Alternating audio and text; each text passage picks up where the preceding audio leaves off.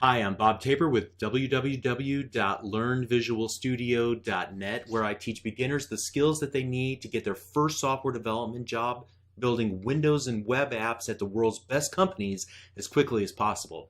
So in this lesson, I want to show you how to build the most simple C# application, a Hello World application. It'll simply display the message Hello World in a Windows console window. Now, I'm not going to attempt to explain much in this lesson.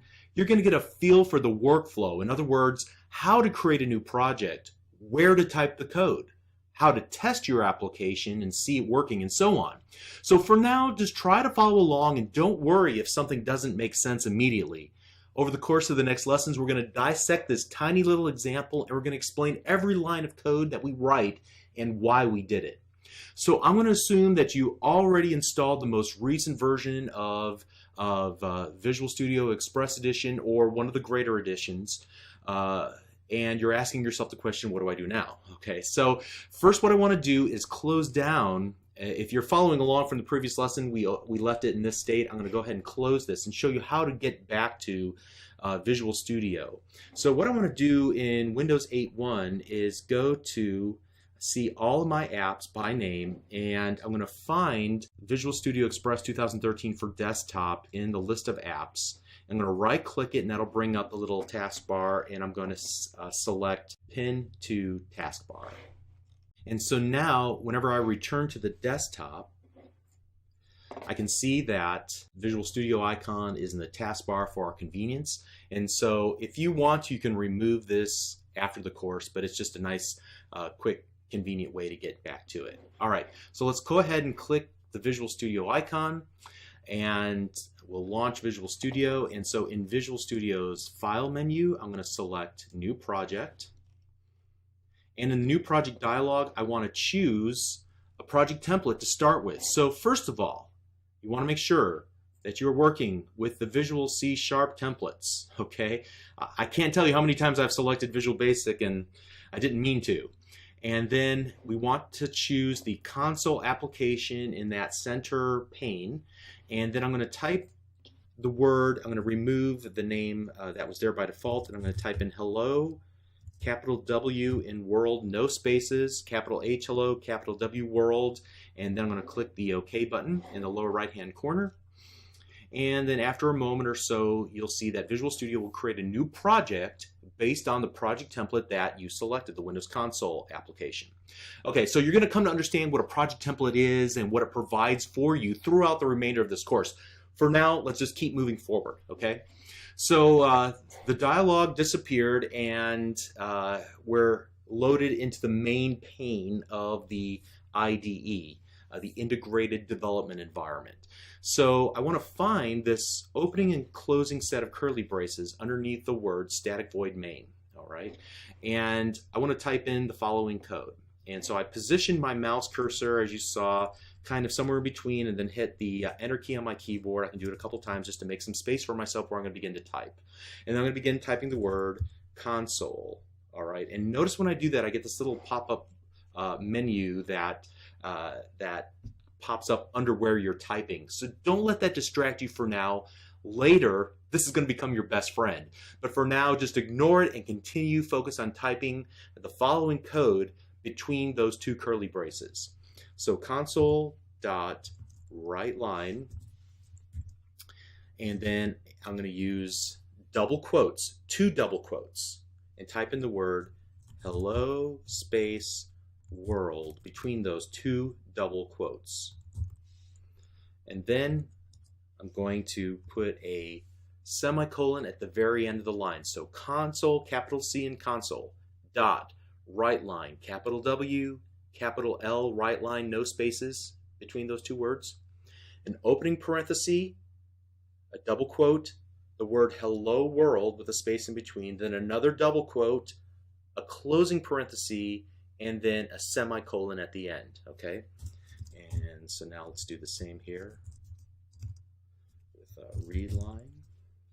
All right, so again, capital C in console, period, read line, capital R, capital L, opening parenthesis, closing parenthesis, nothing in between, and then a semicolon at the end.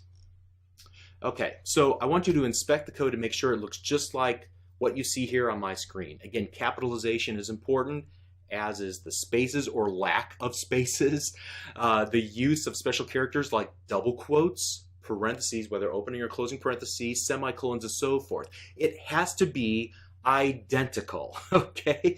And so if you see any red squiggly lines underneath something that you typed, that is your cue that Visual Studio is giving you that you didn't type something correctly. So take a moment to carefully inspect your work before going forward. All right, so what we're going to do is click this little Save All button in the toolbar here at the top. And then I want to run the application. So I'm going to click this little Start button in the toolbar. It's next to that little green triangle button. All right, and so if you did everything correctly, you should see a Windows command or console window open up with the message Hello World. All right, awesome. So let's go ahead and click the red X in the upper right hand corner, and you can see that Visual Studio returns to its state. There might be some other windows open. You can just close those for now. All right. So if you see a message that there were build errors, then it's probably because you typed something incorrectly. So let's go through a few scenarios, some common problems that people have when they first start writing software. Okay, so when you see this dialog, there were build errors. Would you like to continue and run the last successful build? Choose the No button. All right, and when you do, you're going to see an error list that will appear docked by default at the bottom of the IDE, at the bottom of Visual Studio. And it'll give you clues as to what went wrong. The quickest remedy is to take a close look at what you typed in and see how your code deviates from the code that I wrote. And so here are some possible error messages and their remedies. So first of all, you can see that I have this invalid token. The parenthesis in class struct or interface member declaration, right? And as you'll learn, the curly braces define a block of code or a code block. Different commands belong in different types of code blocks, and we're going to discuss those in an upcoming lesson. But for now, if you see that message, it's probably because you didn't put the code in the right place. Make sure that you're putting it in between this opening and closing curly brace underneath the word static void main. So I'm going to just use my mouse cursor, highlight both those lines of code, hit Control X on my keyboard, move my mouse cursor inside, and hit Control V on my keyboard to paste it inside, and that should get me back into a working state. All right? All right, so if you see the build errors dialog and the message is that there is a semicolon expected in lines 13 and 14, and so to fix this, all you need to do is just add a semicolon to the 2 lines of code that you wrote, like so. Just like a properly formed English sentence must finish with punctuation, C# code also has to conclude with a semicolon. You are missing that in 1 or 2 lines of code, and so by adding it back in, your application should run. Great. If you see the build errors dialog and you get the message that there was a parenthesis expected, invalid expression term, parenthesis, and then a semicolon expected, or something along those lines. Well, this is a little bit trickier to interpret from the error messages, admittedly. The words hello world must be surrounded in double quotation marks. Make sure that yours has double quotation marks around the 2 words hello and world, like you see here on my screen. The reason is because we want those 2 words to literally be written to the screen, and so we use the double quotation marks to denote that those words represent a string literal. We'll talk about strings and string literals later in these lessons. For now, just apply those double quotes around hello world and you should be good to go again. Great. If you see the build errors dialog and you get the errors that say the name console does not exist in the current context, there's a good reason. Because it's not lowercase c in console, or maybe you misspelled the word, but I suspect, as many beginners do, they don't realize that C# is case sensitive, so it's not lowercase c in console. You see the little blue squiggly line kind of giving you a hint. It's capital C in the word console.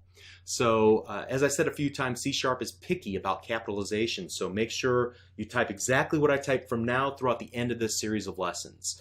Console with a lowercase c and console with a capital C are two different things as far as C# is concerned. So just capitalize the code, or capitalize the C in console, and you should be good to go again. Great. Similarly, if you get the build errors dialog and you see system console does not contain a definition for write line or read line, it's similar. It's because the W in write line must be capitalized and the L in line must be capitalized. The R in read line and the L in read line have to be capitalized as well. All right, so again, precision is important with C#, and there are some shortcuts that'll help you improve the speed and the accuracy of typing when you're in the Visual Studio text editor, and I'll talk about those a little bit later, and they are a godsend and they will help you never to get it wrong. But if you see something that says that you know console should have a definition for write line, I mean, I wrote it, it's spelled correctly, make sure that the capitalization is also correct, all right? So if you find some errors or issues whenever you're typing in the code, try to pay attention to the error list like we have up to this point and let it guide you to help remedy the situation. Honestly, it's usually something pretty small. Once you learn more about the C# syntax, these issues will occur less and less often, or at least you'll be able to spot them or identify them quickly using the little blue and red squiggly lines that appear under your code. We'll talk about what those mean in an upcoming lesson. Okay, so assuming you got this to work, you're well on your way to building applications. As you undoubtedly learned in this lesson, writing C# code is an exercise in preciseness. Fortunately, the IDE will help you write code correctly, or at the very least, it's going to show you where you went wrong. So in the next lesson, we're going to focus on the syntax of the C# code that we wrote. If preciseness is required, then you're going to need to have some explanation as to what all these little words and these symbols mean that we've been typing in. It's really easy once you get a few basics under your belt. So we'll see you in the next lesson. Thank you.